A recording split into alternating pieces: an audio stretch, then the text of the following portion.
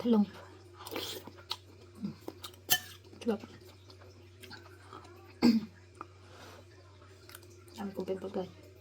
Galing sa beach. Init.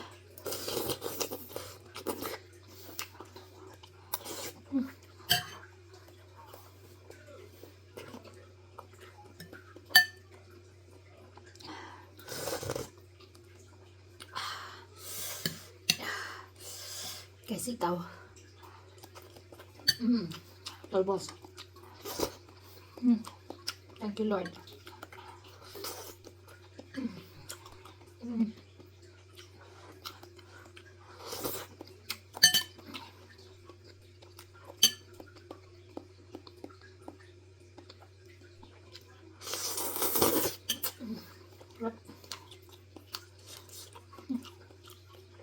Buto ng kalamansi. Buto ng kalamansi. Hindi ko nalagay.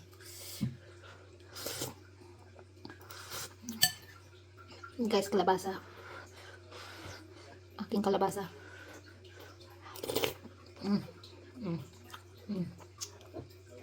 Ang tamis. Hindi ka malagay pero ang tamis. Talong. Isang talong lang to. Malaki. Haba. Ganyan.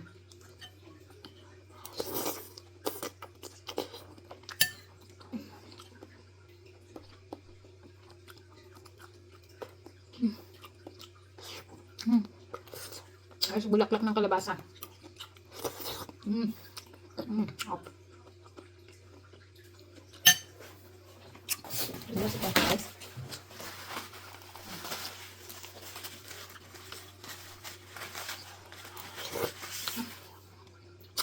Sarap. Talbos. Sitaw.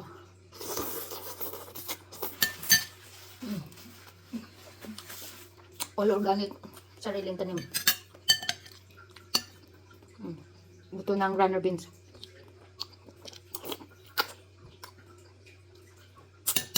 Walang halong dig organic dito guys. Lahat ito tanim ko. Harvest ko. Sibuyas, kamatis, lahat. Yung hindi lang akin ay asin. Kalamansi akin.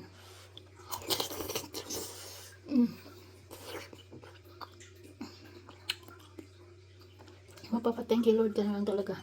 Kasi hindi ito kalimitan na magkaroon ng ganito.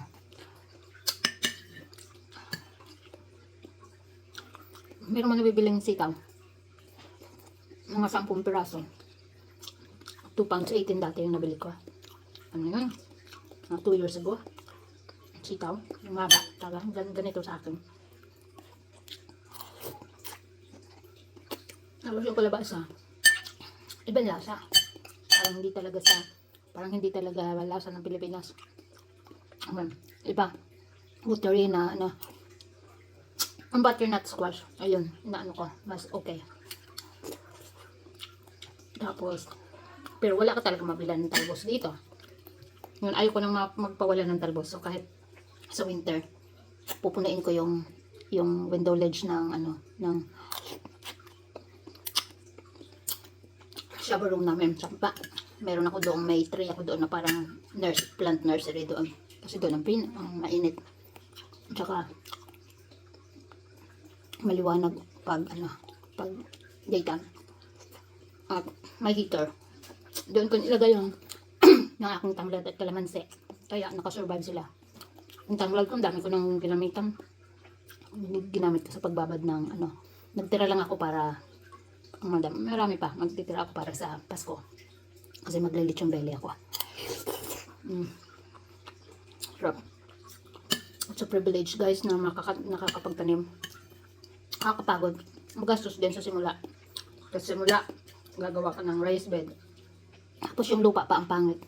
Dati, sabi ko, ayaw ko mag-raised bed kasi gusto ko direct nga sa lupa. Pero yung lupa, grabe. So, parang putik, parang concrete. So ngayon nag-uunti-unti kaming raised bed. Tapos gumawa kami ng compost pit sa likod. Kaya lang hindi pa yun ngayon magagamit kasi mga after pa year pa siguro. So, ginagawa namin yan. Bumibili kami ng compost. Last year, siguro nakagastos kami ng worth. Nasa kulang-kulang 300 pounds para sa compost. Worth it naman yung guys kasi, yung parang pasimula pa lang. Yung first planting namin, kunti lang compost binili namin kasi sabi ko, maano dito sa lupa. Kaya kunti lang din tinanim ko noon. Not say really kunti, ang dami kong bawang noon, tsaka sibuyas. Mga successful din. Ngayon yung bawang ko, at tsaka yung sibuyas ko hindi siya successful. Yung bawang ko okay lang. Medyo na late lang medyo na overdue lang yata. Pero hindi dapat talaga yun na overdue, ewan ko. Kasi sa weather nga, at halos lahat sa allotment namin. Palpak yung mga onions. Kasi hindi kami pwede gumamit ng mga puro organic talaga ng bawal ng mga chemicals. Kung hindi lang sana yung runner beans ko at saka yung sitaw ko. Kung hindi lang sana napeste yun, yung mga ko. Siguro ang dami kong sitaw. Sayang. Yung runner beans ko sayang din. Lalo na yung yung talong. Yung talong doon hindi ko napakinabangan kasi namunga. Kinakain ng daga yung yung ugat. May nakasurvive dalawa. Namunga naman. Nung namunga, laging dinidisturb ng daga. Yung maliit pa lang yung kinakain na yung talong. Kaya hindi ko na inasikaso kasi useless lang. Yung inanuhan ko lang yung ampalaya. Binard ko yung ampalaya kasi butil na lang. Nakalipat ako ng isang puno na ampalaya, sapat. Kung hindi wala talaga ang ampalaya, naubos talaga ng peste. Pero ang ampalaya ko, happy ako kasi madami na akong nag-harvest eh. Siguro, sa 2, 3, 4, 5, 6, 7 na harvest ko. Tapos may isa pa ako doon na last. Hindi ko alam kung ko yun. Seeds. Pero yung mga sitaw ko, yung galing sa mga bansot kong sitaw, nagpapaseeds ako. Tapos itong isa, na dito na natira sa bahay, isa, nilagay ko lang sa kasi tinamad na ako, sabi ko hindi ko na dito ko na lang buti nga may natira akong isa. Nilipat ko dito, ayan, namunga siya. Kasi late na yun, sabi ko, hindi na to namunga, pero bigyan natin ng chance. Ayun, namunga, nakakuha, ako. Sarap guys, kunti na lang Tapos yung courgette namin, grabe, daming bunga. Hindi ko alam kung saan ko.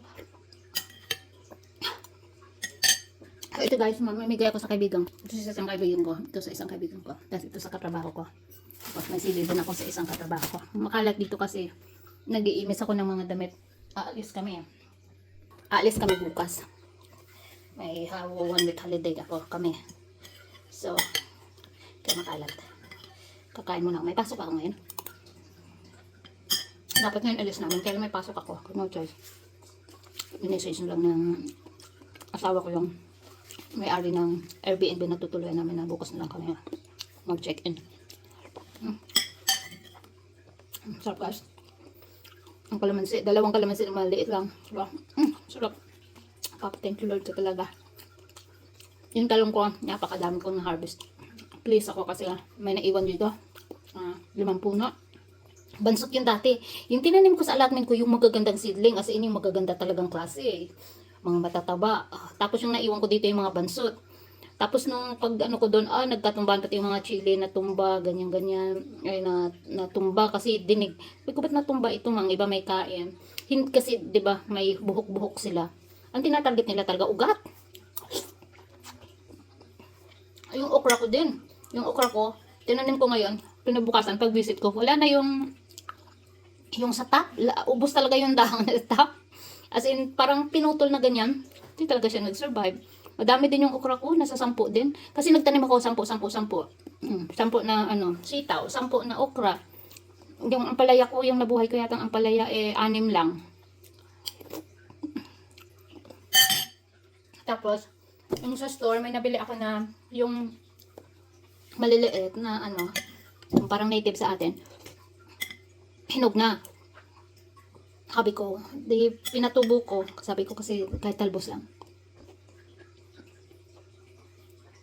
Ano tumubo? Namunga din. Pangit na itong luma na kasi. Kasi ito guys, pinitest ko to nung bago pa kami pumunta sa caravan. Kaya maugat na siya.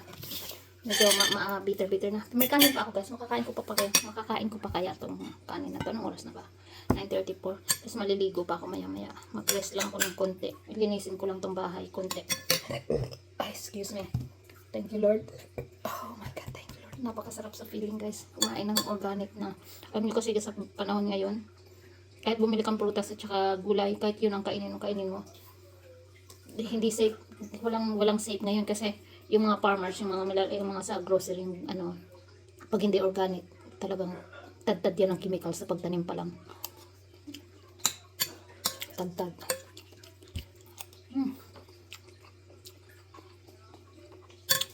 Kaya, walang ano, alam mo magiging healthy ka kasi kain ka ng mga gulay at prutas. Hindi ba yung gulay naman at prutas na kinakain mo, puro naman napalaki sa chemicals. Yun din yun lang ano. Napakasarap yung kamatis ko, ang daming bunga. Wrong timing lang kasi alis kami na ano, hindi ko maasikaso. Marami na akong nilagay sa freezer na kahit 3 freezer bag na yung malaking ganito. 3 ba? 4. Pin-freezer ko, gagawin ko yung ano, pasta sauce pagbalik. Tapos itong mga na-harvest ko kahapon, ipamimigay ko na lang. Ianhin ko naman pagkadami-dami, ano lang ko na. Next year. I'll do better next year. Kasi may mga messenger dyan ako na ano, kaya hindi ko maasikaso ngayon nga, sobrang busy nga. Kasi ngayong linggo, dapat 3 days lang ako nag-work, pero laging short kasi nga holiday. Natawag-tawag. Pinapasukan ko na lang ng hapon lang naman eh.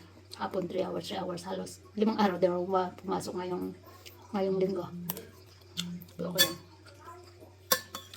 So yan. Busog na ako guys. Pero parang ayaw ko pang pigilan to. Kasi ang sarap ng sabaw. Sarap ng sabaw. Tapos saan kinakain mo. Okay. Thank you Lord. Bye.